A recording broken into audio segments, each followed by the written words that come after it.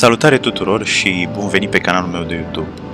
Numele meu este Dan, iar astăzi suntem într-o frumoasă zi de vineri, după jumătatea lunii mai, și merg către Zărnești. Mă duc pentru că de astăzi și până duminică acolo o să se desfășoare un curs de off-road la care particip și eu, susținut de Matei Albulescu și Ridex.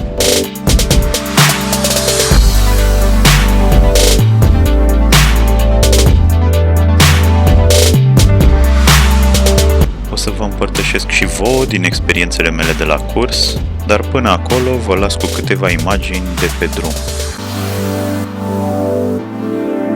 Este drumul dintre Câmpul Lung și Bran, un drum foarte frumos și foarte cunoscut, dar pe care nu l-am mai făcut niciodată cu motocicletă. Tocmai de-aia am ales să și filmez. Poate ați observat că vocea este înregistrată peste imaginile filmate. Asta pentru că microfonul Purple Panda și GoPro-ul din când în când pur și simplu nu funcționează bine împreună. Și de acum și până la Zărnești, microfonul meu din cască nu a înregistrat absolut nimic.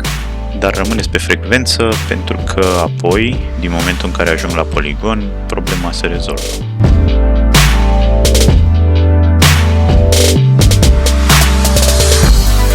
Cursul, după cum spuneam, durează 3 zile.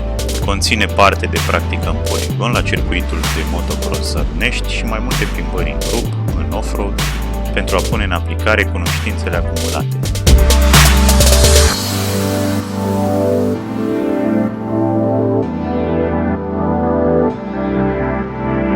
În cei 2 ani de când am permisul moto, acesta este cel de-al doilea curs la care particip, dar este primul meu curs de off-road.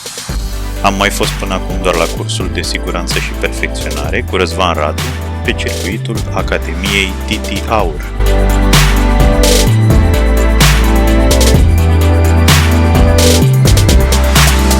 Simțeam nevoia de a învăța off-road de la profesioniști pentru că sunt neexperimentat și mă simțeam nesigur ori de câte ori ieșeam de pe asfalt. Așa se explică și faptul că în cei peste 30.000 de kilometri făcuți cu motocicleta, poate doar 1000 sunt făcuți în off-road.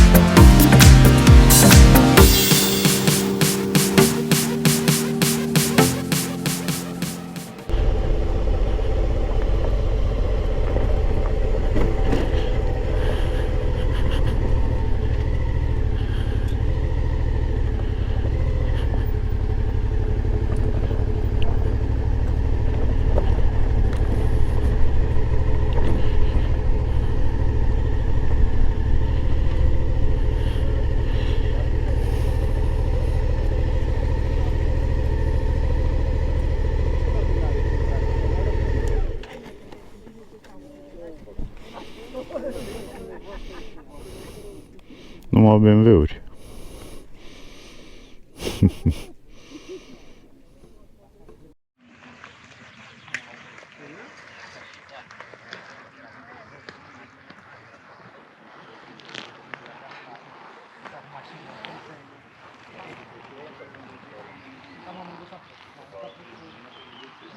Și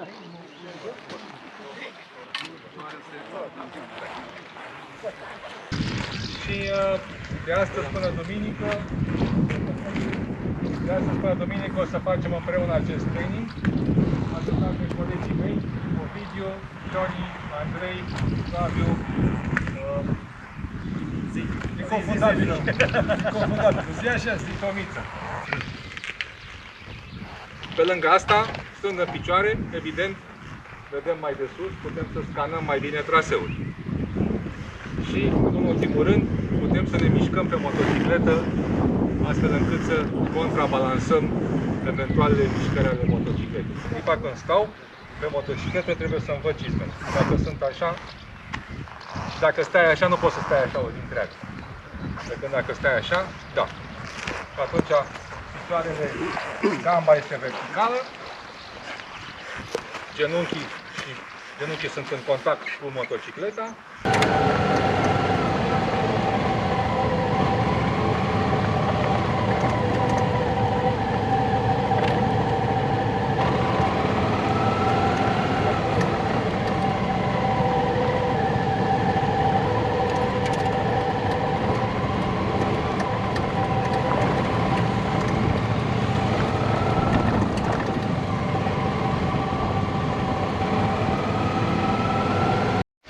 Vedeți pe Șoni care merge primul, o să facă tot felul de prostii. O să-și pună un genunchi pe șaft, aia o să-și pună alt genunchi pe șaft. Și așa mai departe, faceți telefonul fără fir până când ajungeți să faceți ceea ce faceți și eu. Sau o să stea pe o singură scăriță într-o parte. Sau o să stea jos, sau o să stea pe altă scăriță, așa. Fantastic. Deci în măsura în care vă simțiți confortabil, încercați. Dacă nu, mergeți în continuare în picioare, cum ați mers și până acum. Și din această poziție, picioarele jos evident, accelerație, ambreiajul patinat, m-am suit pe lemn, trag frumos ambreiajul, am coborât de pe lemn, fără ca lemnul să se miște.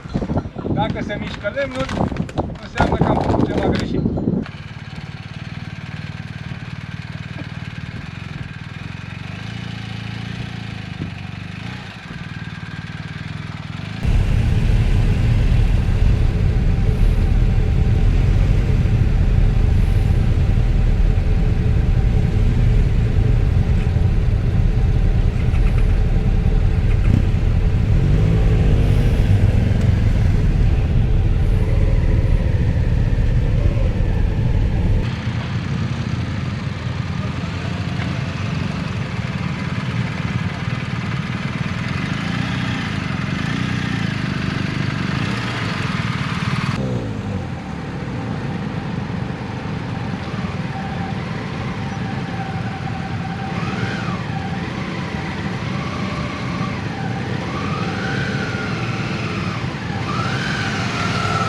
Dacă treci mai tare, nu se simte absolut nimic.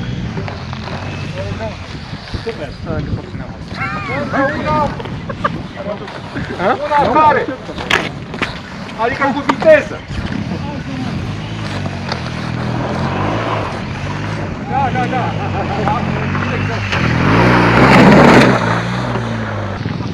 Dar nu vă uitați la el, care e mult.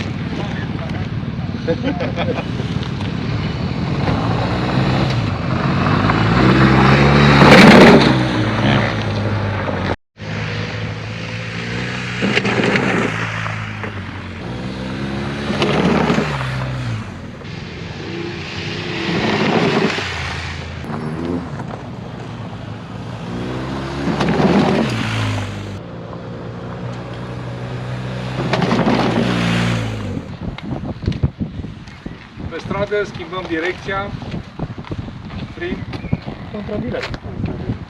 semnalizare. Exact. Semnalizare obligatorie. Funcționare, sigur, funcționează fizic și în off-road, doar că în off-road de foarte multe ori nu avem o asemenea aderență încât să putem să facem counter steering-ul ăsta și atunci trebuie să schimbăm direcția în loc de counter steering, încărcând stânga sau dreapta scărițele și ghidând motocicleta într-o parte sau alta.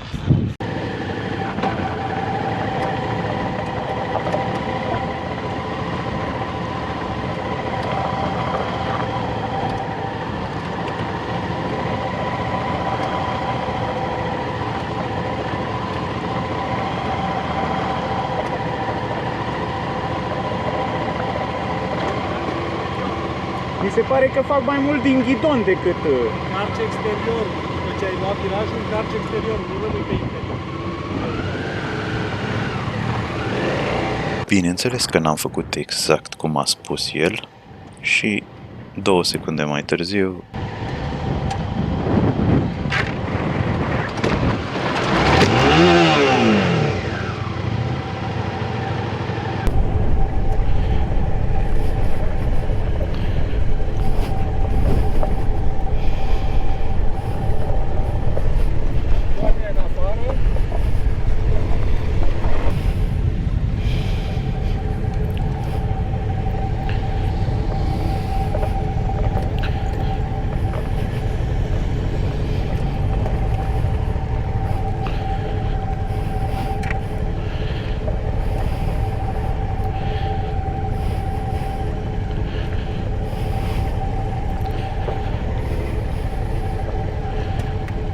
Am decalat conurile, astfel încât să fie viraje mai lungi și să stăm mult mai mult timp pe exterior ca să obținem poziția asta corectă. În clipa când mergem drept, ghidonul este drept, paralel cu umerii. Corect? În clipa când începem să virăm, regula de bază este umerii rămân în permanență paralel cu ghidonul. Deci dacă ghidonul a plecat, au plecat și umerii mei paralel cu el. Da?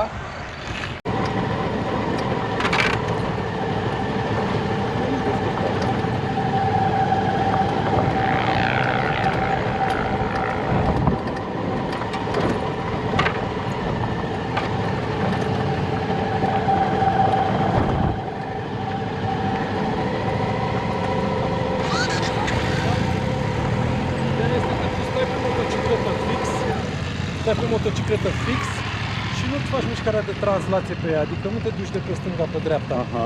Te duci unde te duce ea și atât. Aha. Și iei virajul în secvență, adică mai iei de frică, știi? Mi-e frică, da. Păi n-ar trebui, iar ghidonul trebuie să-l lași moale, pentru că în secvența aia înseamnă că tu ești pe ghidon. Da, să-l exact. calci. Nu, dimpotrivă, ghidonul trebuie să țină așa. Super greu.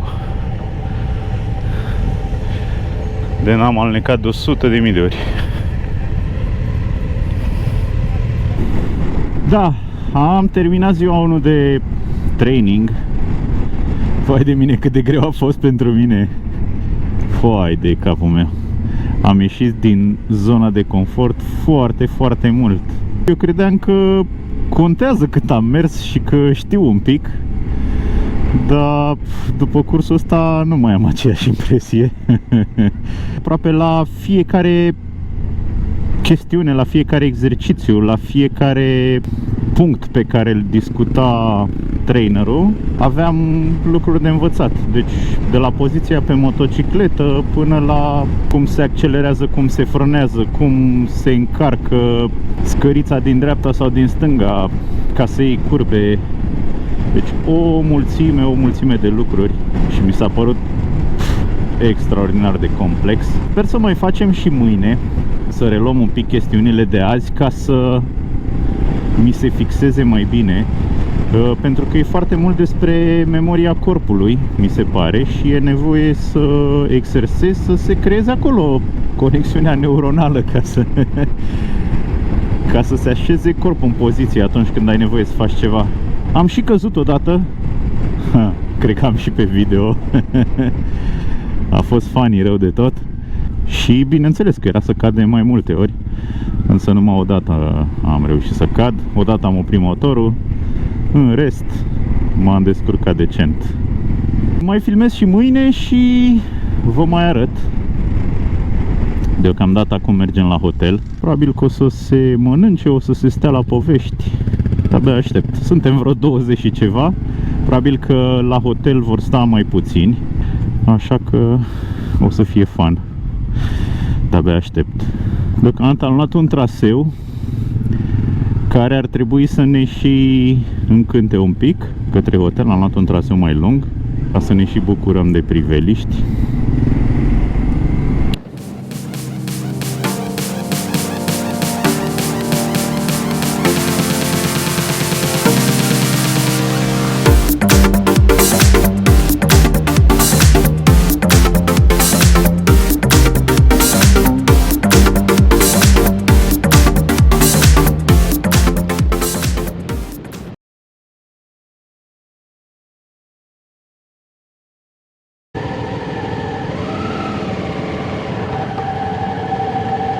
Ziua 2 am început-o dezmorțindu-ne cu ultimul exercițiu lucrat în ziua precedentă, care cred că este și baza mersului în off-road.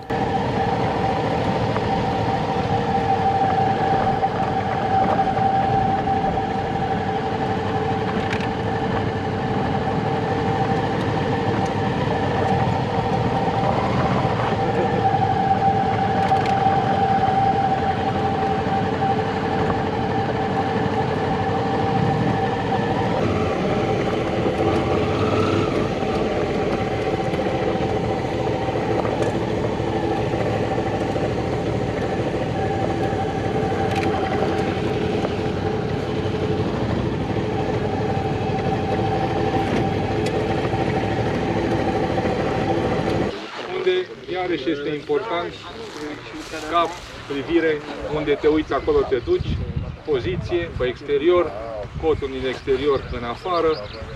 Dacă e nevoie, controlăm ambreiajul, puțin patinaj, înclinăm motocicleta, cu cât o înclinăm mai mult, cu atât virează mai ușor și mai mult. Intrăm, ieșim și am plecat. Ideea este că atunci când ne hotărâm să întoarcem, o să întoarcem în pătratul ăsta. Am venit, m-am uitat, am apreciat lățimea, am zis ok, am loc să mă întorc. Dacă am loc să mă întorc, atunci intru încet, accelerație, ambreiaj, am ajuns aici undeva, îmi folosesc tot spațiul și încep să întorc. Și clipa când am început să întorc, capul meu se întoarce și el și se uită numai înapoi unde vreau să ajung. Dacă aici încep să te uiți la marginea drumului, automat cu privirea pleacă și ghidonul. Și atunci, atâta timp cât știu că am loc, nu mă mai uit acolo, gata. Mă uit numai încotro vreau să merg și am luat virajul.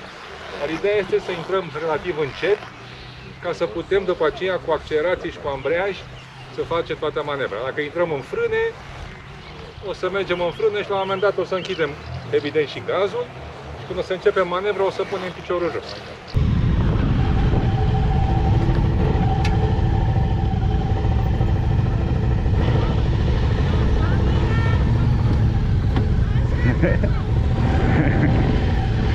Capul întors de tot!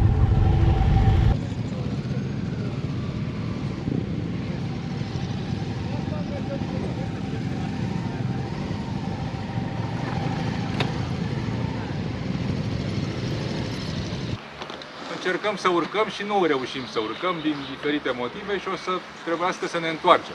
Poate ce te-ai oprit, trebuie să te și întorci. Și asta este exercițiul pe care vrem să-l facem acum.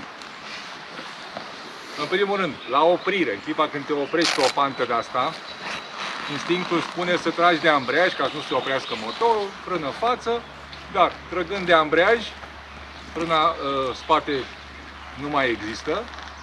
Ținând frâna față, fața e descărcată și începe să alunece la vale și n-ai cum să ții de motocicletă. Și atunci, când ne oprim cu asemenea urcare, cel mai bine este să punem frână fără să atingem ambreiajul, astfel încât motorul să se caleze și să rămână acolo. Și în clipa când vrea să coboare din forța gravitațională, practic roata spate e blocată de compresia motorului, că e în viteză și rămâne acolo. E încărcată, că e pe spate, are aderență, te-ai oprit, după care vei dori să te întorci.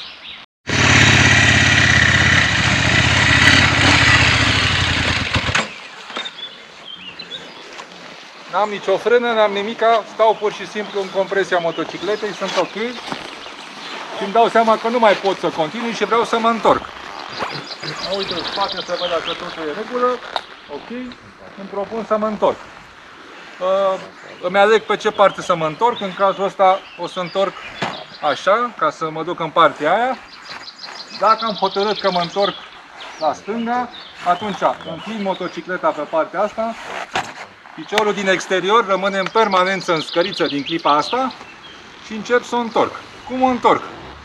Sunt în viteza întâi, trag de ambreiaj extrem de puțin, atâta. Țac, țac, țac, un pic, astfel încât să înceapă să dea drumul la rata spate să întoarcă, fără frână față, ca să permit roții să vireze. Altfel, dacă țin frâna, se târșe la vale.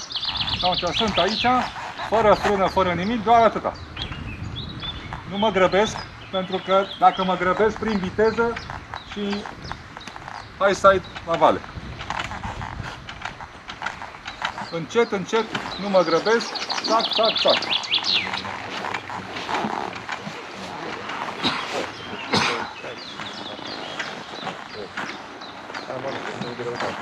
Piciorul ăsta rămâne în permanență sus în scăriță, pentru că altfel, dacă încerc să-l pun jos, sunt în cap.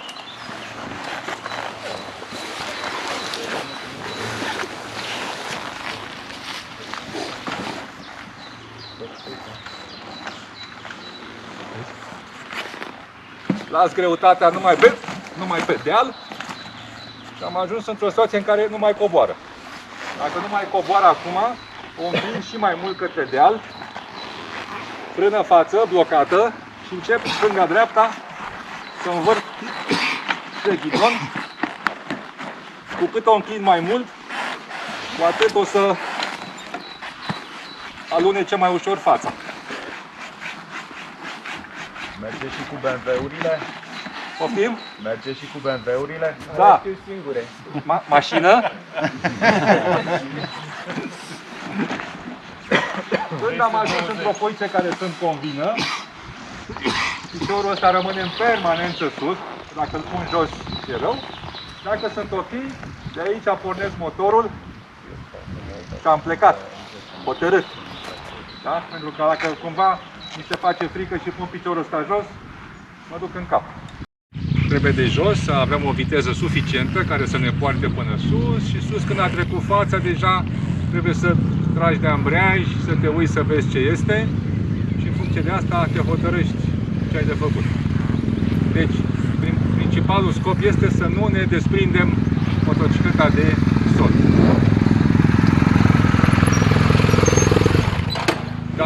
Dacă ești în aer, nu mai poți frâna. Atunci, îmi aranjez motocicleta frumos, perpendiculară pe pantă, am grijă, scanez să văd dacă pot să urc, este în regulă, o pun frumos, în cazul ăsta s-a făcut și un șleau, că așa e în viață. E grea nedreaptă. Am pus frumos motocicleta în șleau, am dus frumos până sus.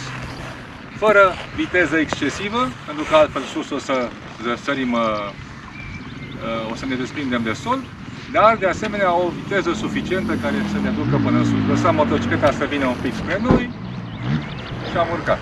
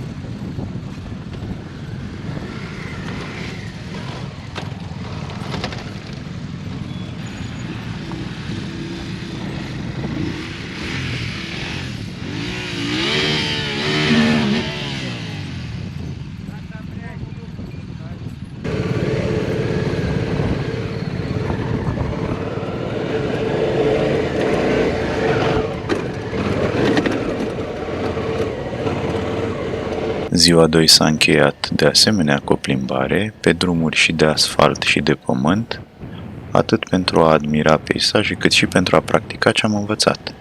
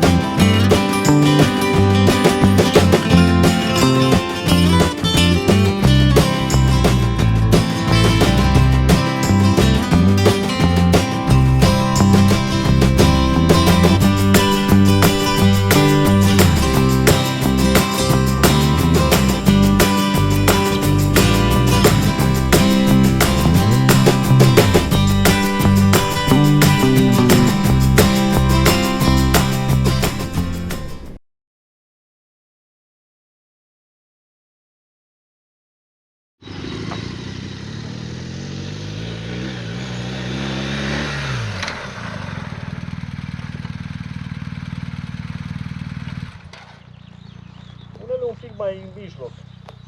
Un pic.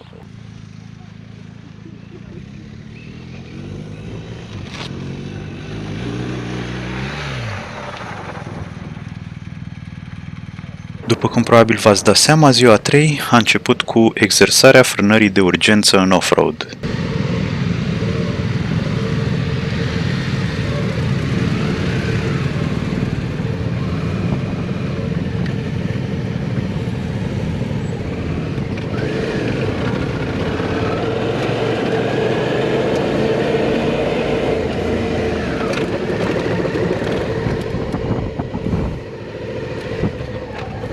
Oprești cu, dacă se poate, cu bidonul drept, motocicleta verticală.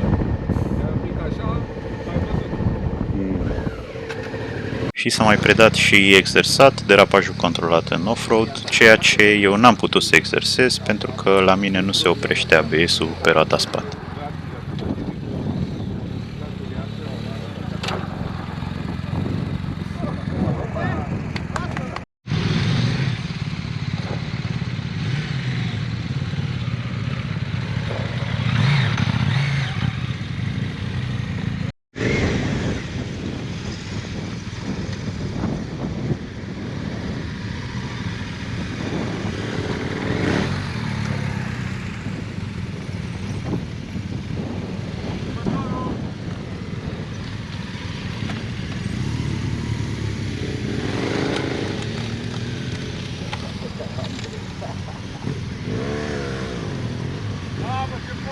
Ziua a treia a fost zi scurtă și înmânarea diplomelor trebuia să se facă la ora 2, așa încât după cele 2 exerciții pe care le-ați văzut, s-a plecat într-o scurtă plimbare, moment în care urma să învățăm și traversarea cursului de apă.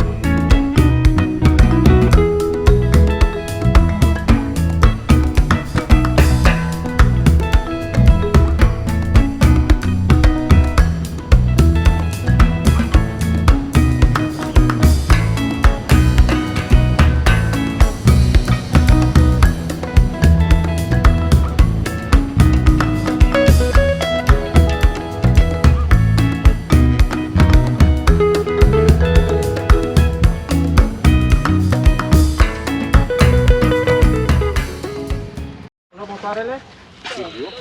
O secundă, vă rog, că... L-am găsit.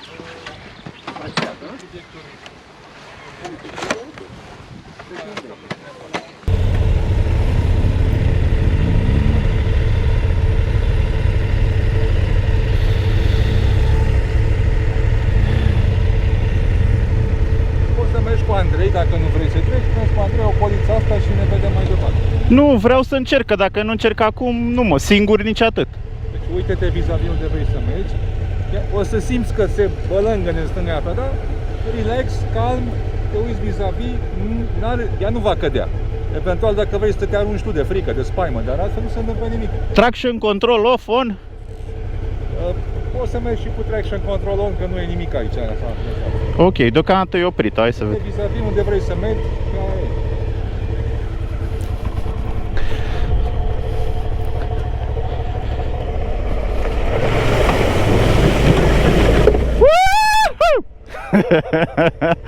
Mamă!